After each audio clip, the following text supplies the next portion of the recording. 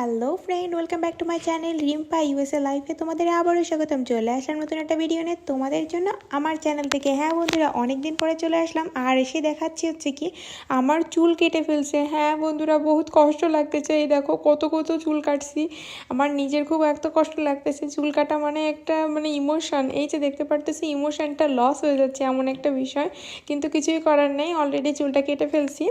আর এই যে তোমাদেরকে একদম জুম করে করে দেখাচ্ছি, খুবই কষ্ট লাগতেছে। আর এই যে স্টাইলিশের কাছ থেকে চুল কাটছি, তো টাকাও ভালো মতো দিতে হবে, টাকাও দিচ্ছি, চুলও হারাচ্ছি, কীরকমই কষ্ট লাগতেছে। হ্যাঁ, তবে বিউটি কিন্তু পাচ্ছি, অনেক বিউটিফুল হয়ে গেছি নাকি, তাই মনে হচ্ছে ওর নিজের কাছে।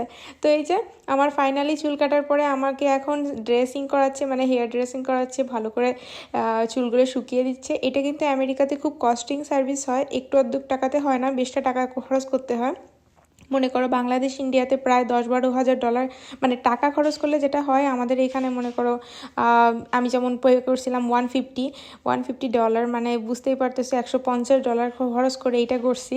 কিন্তু এই তো আর কি, কষ্টই কষ্ট। তারপরে দেখলাম যে যাক, কিছু তো করি, তাদের একটা ভিডিও করে নিয়ে যাই। এই যে তোমাদের জন্য ভিডিওটা বানালাম।